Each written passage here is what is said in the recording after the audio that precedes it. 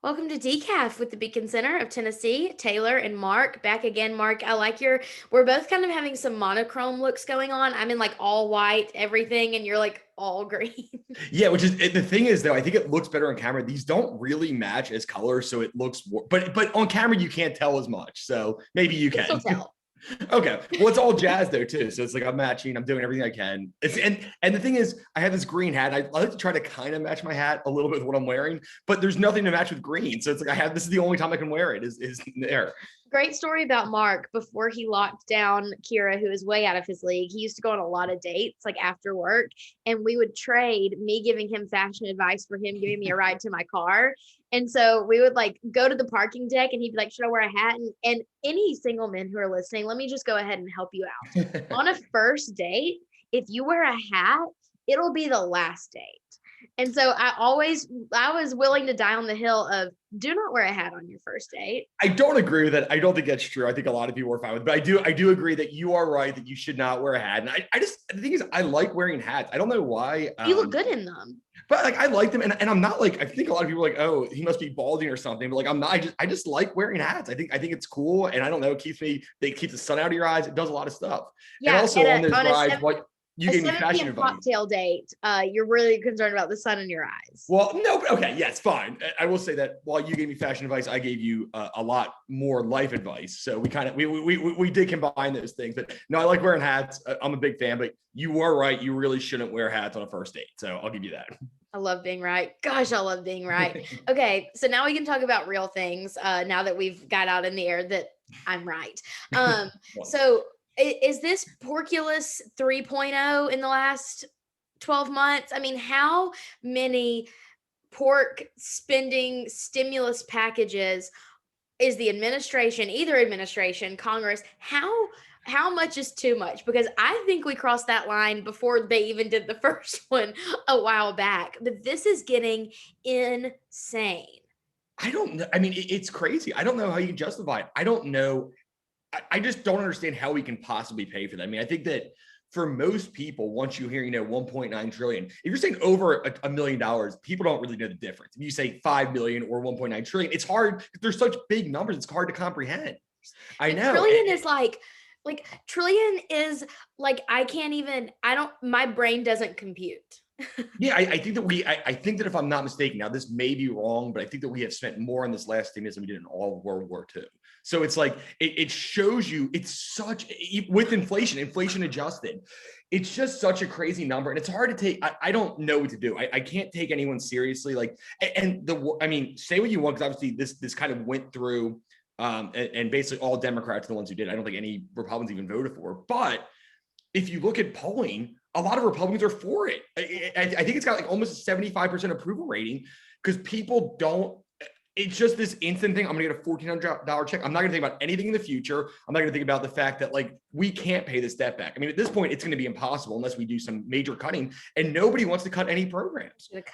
They don't want to cut. You don't want to cut Medicare. You don't want to cut Social Security. And those are right wing things. And you have the left who doesn't want to cut. I mean, anything except for the military, it seems like. And it's just this weird, people aren't willing to cut. And we're in this place where like, I don't know if there's any coming back. I don't know what our future is going to look like. This, of course, it started, Trump passed some of those too, which were also bad. But this bill getting passed, I don't know what our future is going to look like. And the worst part about this is it wasn't just these $1,400 checks. If you would have done that, it would have been substantially less, which I mean, I don't agree with, but that's different than saying I can settle for that.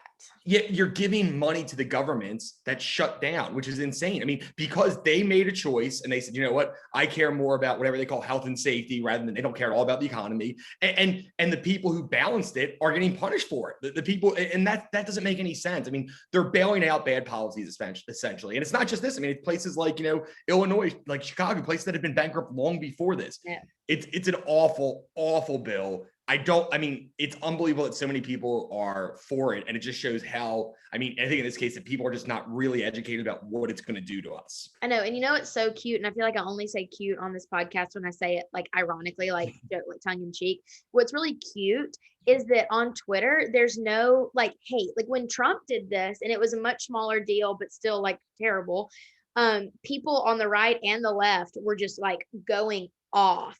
And now that this is happening, you know what's trending is the phrase Biden bucks. Like, are you kidding me? This is not a time to like make a little quippy remark, because in 50 years, when Social Security has run out for all of our generation, it's already run out. I mean, it's already run out as is now. Right. And so when all of this is coming down on our generation, no one's going to be laughing and calling, hey, remember in 2021, Biden bucks? Remember that $1,400 that really didn't do anything good for anyone? Like $1,400 is, quite frankly, like in the grand scheme of all of our lives, is going to be a drop in the bucket compared to the debt that we're going to have to owe into the future. And it wasn't even targeted. It wasn't even for people who lost their jobs. It wasn't for small business owner. It was just, I think if you make under, what is it, 65,000? 75,000. Oh, it did end up being 75, but it's like, it wasn't targeted. Like people who make 70 grand, who have kept their job, which is well above any kind of average, who kept their job the entire time, are getting this money. It's like, what is that? It's just, but it's again, this idea that, and I mean, it's more of the left. I mean, I think the right has a little bit, but like that the government is the one who can stop this, that somehow the government should be like running the economy instead of just letting the economy happen. And it's sad. And people don't think about what's even going to happen 6 months from now. So they're sure not going to think about what's going to happen 50 years from now or 20 years from now. And it's just really, really disheartening. And again, you see the Republicans kind of really speaking out against this, which is great, but like, where were they the last 4 years? Where were they when we're spending all this money on all these things? And it's like, yeah. And of course I agree with them now. And I'm glad they're speaking up, but like, people are not going to take you seriously unless you're consistent. And like, that's why somebody like, in my opinion, somebody like Senator Rand Paul is so respected, because like he does stand up for it no matter what, and no matter what party's in there. So it's disheartening. I don't know what to do. Like, I know that we're in trouble. And at some point, I don't know if we're going to pay this money back. I know. Well, and we talked about it a little bit yesterday on our Stewardship series, which we mentioned last week, the Stewardship series that we co-hosted with the Millennial Debt Foundation and Americans for Prosperity, the Tennessee chapter. Weston, who the Millennial Debt Foundation is kind of his project. He was very close to Senator Tom Coburn before he passed away. And Tom Coburn was one of those other ones that was like, I am not, and this is why I love Tom Coburn so much, when he was like, I don't care what my party says. I'm going to pass out this government waste book, and you're all going to know what stupid things your stupid votes and earmarks paid for this year. And can you imagine if Senator Coburn was alive right now? I would love to hear his commentary on this, because it would be priceless. He was a funny dude. He was a smart dude, and he did not give a crap about it. And he did that book every year. It didn't matter who was in power. It wasn't a thing that he just did when Democrats were in power. And that's what made him so effective. And like that, it really is. I mean, that we need somebody like that. I think in my opinion, I think Rand Paul's the closest. Yeah. But no one's Senator Coburn. He's not as effective as Coburn was. I'll say that. Yeah, no one is Senator Coburn. But we talked about that a little bit with Weston yesterday. But something else that was interesting that came up yesterday was we had Governor Lee, we had Governor Haslam, Governor Bredesen, and Governor Lee in our office as all of this is going down yesterday. And when asked about these payments, Governor Lee just pretty much straight up said, Tennessee's fine. And this is bad policy for coming from the federal level. Did he not? Yeah. I mean, I think that's what he said. He's like, that $1.9 trillion, we don't need it because we have handled this correctly. We've been fiscally responsible. Mm-hmm. And I mean, like, we're going to take the money, but we don't need it. We are okay without this money. And it's just kind of insane that all these other states that do really need it. But it's crazy that making poor decisions economically somehow rewards you. I mean, that's what happens. Like, it's like if I go and just do the most irresponsible, I buy a pony with my money. And then they say, oh, you know what? I know you bought the pony, so we're gonna give you that money that you spent there because whatever, like you deserve it. It's like, well, I bought a pony, and the guy who didn't buy a pony doesn't get any money. And I don't know. I feel, who's that one? Remember that one libertarian who ran for president who kept saying everyone gets free ponies? Was that the guy with the shoe on his head? Yeah. What was his name? Vermin Supreme. Vermin Supreme. Yeah. It's like Vermin Supreme said with the, but I mean, it's just like you're getting bailed out for being irresponsible. And I think that's wrong. I think that Governor Lee was right to say that. We are in great shape, and our government did better with COVID than other governments. We had the least debt per capita to begin with. Like, of course, we have issues with Tennessee government. We always criticize them, the things they do. But really, compared to the rest of the country, we're great. I mean, we're able to criticize that to make it better because there's always room for improvement. But we are very lucky that we've had the last 3 governors and that the legislature that we've had. I mean, and again, no matter what our issues are. I'm probably going to get in trouble for saying this, but I tend to think that a lot of lawmakers, not in Tennessee necessarily, but across the country, the irresponsible ones are like irresponsible children. And can you imagine incentivizing your child to do worse by rewarding bad behavior and bailing out bad behavior? I mean, I remember as a kid when I would forget something at school and knew that I was going to get in trouble for not bringing my homework, my parents said, sorry, you'll remember next time.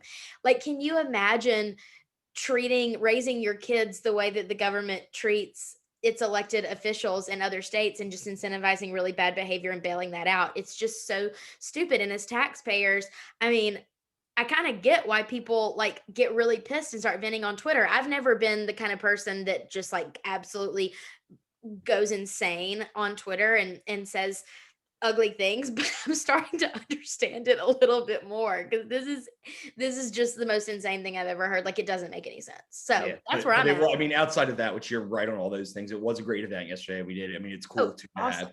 I think that I know that kind of Phil Bredesen's kind of one of the old school type Democrats, very fiscally responsible, something that probably doesn't fit exactly with today's Democratic Party. But I mean, it was great to have a bipartisan panel though, to have a Democrat, I care about that too. And then like, cause I think a lot of that's missing. Like we talked about, it's like a lot of the current Democrats, at least in the US Congress, they've ignored it. They said, nope, like I'm going to pretend it doesn't even exist. Wouldn't that be like so fun and so cute to be like a Democrat congressman and just be like, I don't have to worry about debt. Hey, like that would be so cute. I'll buy whatever I want. Doesn't matter. I know, but it's nice to have somebody like that. I mean, because it is a bipartisan discussion, and as much and like we talked about, I mean, Republicans when they have been in power, the debt has gone up. I mean, so it's not like it's one party doing great. I mean, they talk the talk, but like when they're in office, it doesn't seem to work out that way. So I think it was a great conversation to have, and we had 3 people from 2 different parties who really have walked the walk. So it's good to have people who've actually done that. I know. And it's cool. It makes you proud to be a Tennessean when our people are the ones that are really talking the talk and walking the walk. Very proud to be a Tennessean. So speaking of Tennessee, is Tennessee in the SEC? I didn't check the bracket this morning and I didn't watch the games yesterday, but the SEC tournament is happening here in Nashville right now. I really want to go. I need some buds to go with me because Alabama, fingers crossed, about to sweep this thing. Yeah. So Tennessee's playing Florida today. It's in the 4-5 game, but they will be in the tournament. But yeah, it's been this is I think it's like kind of my favorite time of the year outside of like the Jazz playoffs, which only happens every once in a while. Like this is the time that's so great. I think March Madness is the best sports event. No matter what you think about sports, like even people who don't like it get into it. It's the greatest sporting event in the country in the first 2 days. And this is championship weeks. This is where like, it's always exciting when you see those small teams too, like punch their tickets. When you see these guys who didn't get any Division I scholarships, or got very few, they're playing for like somewhere in the middle of nowhere, Iowa, and they win this conference and they get their dream of being in the NCAA tournament. Now, granted, they usually lose by 40 points in the first round, but not always. They do win sometimes. But like this is it's just like this is what they have worked for a lot of times, and they didn't get those big scholarships, and they get to play. You get to see a huge school like Duke against, like a Norfolk State. And like, it's just so exciting. And every once in a while they pull that upset, but I love it for the kids. It's like what they've worked for this whole time. And it's fun to watch. It's madness. And in no other sport can these big of upsets happen. Because even in college football, it's like you have a playoff field of 4. We talk about that a lot. Like we talked about it, how much we would love to see when the college football playoff was happening. They should put us in charge. How much we would love to see some of these smaller schools have teams play against like Alabama. And in basketball, you get that. And I'm not really a basketball fan, but I am a big March Madness fan. And I used to have Mark fill out my brackets for me. In fact, he won me $300 one time on a bracket when I lived in Alabama, and I can't get him to help me anymore. So I've got to like dial in now. And I mean, for the state of Tennessee too, we're going to have, I guess, at least one tournament team here. I think East Tennessee State's still playing, but I mean, Tennessee will be in the tournament. Belmont lost in their finals after a great year. Like they should have been a tournament team. But if you're filling out a bracket at home, this is the one piece of advice I have for you. Obviously the matchups are not till Sunday. Morehead State, they're out of Kentucky. They are a really good, they're gonna be a 13 or 14 seed. They are about the best defensive team I've seen. They have a big guy. They're going to stick with whatever. They're going to end up playing, an Alabama or Arkansas or somebody like that in the first round. And they are going to be able to compete. So that's like, if you want a Cinderella, that's who I got right now. And that's the team that kind of dismantled Belmont on last weekend. Okay, well, I just wrote that down. So if that's my like magical bet that gets me to my pool win, then it might be, and it'll be a big upset because they will probably play one of those top, like one of those top 3 seeds, like a Texas or a Kansas or somebody like that. So keep that in mind for sure. Okay, well, I'll buy you lunch if that helps me get across the finish line on my bracket. Perfect. But I was talking to a friend the other day, and we were talking about how we haven't sportsed in like a year. Like the last sporting event that I went to was the Nashville soccer game, and it was freezing cold. It was last March. We're using the term sport loosely too, if we're going to count soccer as a sport. I mean, I'll take anything I can get at this point. But Alabama's going hopefully to a full stadium. There are fans allowed in Nashville at these games, being responsible always, but also it's really nice to see sports existing again. And I typically don't like big crowds, but I'm going to sports very hard this year because I've missed it so much. Well, yeah, one of the worst things I kept seeing, I was watching ESPN yesterday, they kept showing the Jazz because this was the 1 year anniversary of basically when the whole world stopped, the whole sports world stopped because the Jazz got COVID. The Jazz did. Yeah, but it also feels so much more special this year because we didn't have March Madness last year, and that was like not having that like left this huge hole in my heart, and like it's even more exciting coming back. And I mean, for the most part, there's not been some issues. I mean, I saw that Duke is one of the teams that actually had to forfeit because they had COVID, and actually today Virginia had to do it, who's the number 1 seed in the ACC. So there has been a couple of things. They will still be in the NCAA tournament, but yeah, so Ron got lucky because his Georgia Tech team's now in the finals just by luck. That's incredible. Well, good on you, Ron, because that doesn't happen all the time. That's right. So before we go, let's talk about an outrage story of the week. I love when we do an outrage story of the week. So I used to really like Mumford and Sons. I don't really care for them anymore. It's not really my style, but I will always defend people against getting canceled over stupid things. So one of the guys in Mumford and Sons, I think it was the keys player, he tweeted about reading a book by a conservative author, and the world went crazy. I mean, I had friends like talking about it the other night who were like not political friends, about how the guy, the book was by Andy. No, is that how you say his last name? We don't know how to say his last name. It's NGO. That's how you spell it though. But he wrote a book, and who cares? It was about Antifa, I think, was kind of the point of it. Yeah, it was just talking about Antifa. He spent like a long time, if you're curious about any videos of violence in the streets by Antifa or any type of protesters, he's been documenting it on Twitter, and he wrote a book, and this guy in the band tweeted that it was a good book and it was well written. And that he was brave. What? And that he was a brave man, he said. Yes, which I don't see anything really inflammatory necessarily about that, but everybody else does. And now this guy is having to step back from the band to evaluate his decisions and his opinions. And I'm sorry, but that is the most I have a lot of other words that would get me fired from this podcast, but that is the most insane thing I've ever heard in my entire life. And it's just getting worse and worse and worse and worse and worse. And I'm wondering when people are going to be like, okay, now we've crossed the line into insanity, because I think it happened months ago, but I'm just waiting for everybody else to think that. Yeah, I mean, and I guess that same band got in trouble because they had Jordan Peterson in like one of their recordings in 2018. Now, first of all, I didn't know Mumford and Sons. I mean, I haven't heard about them in like 12 years, so I didn't know they were still like making music, but I guess they are. They kind of that one huge song. But like at some point, I mean, I think, of course, I agree with you. It's crazy. I mean, like he read a book, and whether you think it's a good book or not, it's like, or even if it's all factual, like it's unbelievable you're going to like try to cancel somebody for reading a book and calling somebody a brave guy. Outside of that, I don't feel bad for him because he gave in and apologized and said he needs to rethink things and leave the band, like for liking a book. Well, guess what? Like if that's where you're going to stand when you get called out for something that you didn't do wrong, it's not like he did something wrong, apologized. He liked the book, and he said he liked the book, and he said I need to rethink things, how I hurt people for liking a book about, I guess. And I don't know anything about this guy. I guess I see him on Twitter, but it's not like I even like him or even know about him. But it's not like he didn't read like some awful book of like some terrorist and said, oh, I love that. It's like, it was just a book about some of the violence that Antifa has done across the country. Maybe it's exaggerated. Maybe not all of it's true. I don't even know. But for him to say I need to step away from the brand and rethink things, like, I don't feel bad for him anymore, because if that's how you're going to react to just saying you like a book, like, you're not standing out for anything. I saw a tweet the other day that I like really loved, and it just said, when have the people banning books ever been on the right side of history? I know. And that really, like, I remember reading, I used to have like terrible anxiety when I was a kid. And I read that Fahrenheit 451 book in seventh grade. And I remember like having terrible anxiety about it because it just seemed so controlling and unbelievable. And now we're at the point where school districts are banning books. Like, school districts are banning To Kill a Mockingbird, where like the whole point of the book is anti-racist. Like that, like literally the entire point of the book is not being a racist, and they're banning it because it's racist. And like, it just doesn't make any sense. Like, you have to laugh because nothing makes sense anymore. I know. And I do want to say one thing we haven't talked about him in a while, but about President Trump. Oh yeah. One of the very few things, and I mean, I think there's a lot about his personality I don't care for.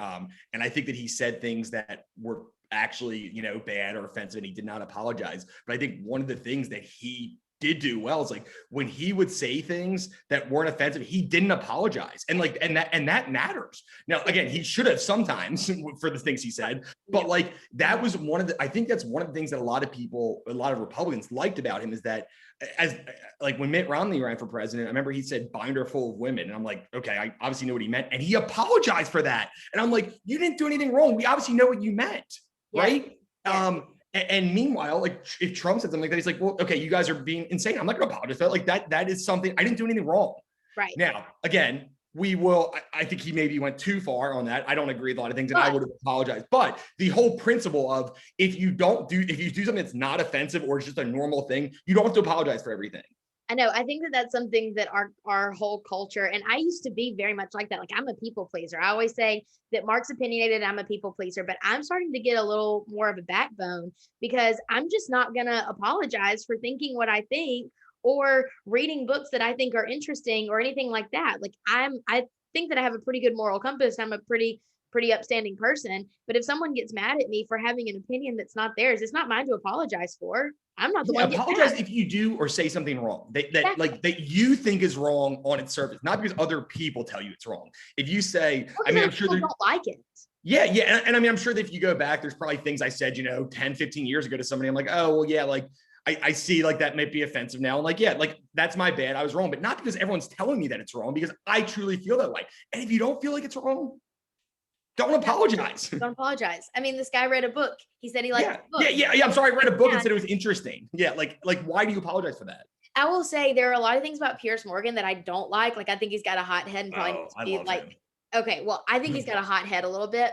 But what I love is that when he came down on Harry and Meghan the other day, he said, hey, thanks for the love. Thanks for the hate. You're not changing my mind. Peace out. And he said free speech is a hill he's willing to die on. And like, good for him. And I used to not like Piers Morgan, but I've really come around to him. That's what I'm saying, is like, I've never thought, I always thought he was just hot-headed and loudmouthed and whatever. But if he's willing to die on the hill of free speech, I'm willing to go die on the hill of free speech with him. Like, that is something that I super care about. And, it just begs to question, like, when will the mob turn on you? If you're just going with the mob, when does the mob turn on you? And I think that people are starting to see that. We talked about a few weeks ago that Dolly Parton was just wait until they find her. A couple of days later, Vox came out with an article against Dolly Parton. And so it's just a matter of time before the standard becomes something that we can't uphold. So like, if we're going to go with the mob, then when is it our time to go? And one more thing, I think is the most important thing that we haven't talked about, is that I think there was a poll that 80% of people don't like this cancel culture, political correctness. So even though it seems like it's like, oh, it's a very liberal thing, most liberals don't even like it.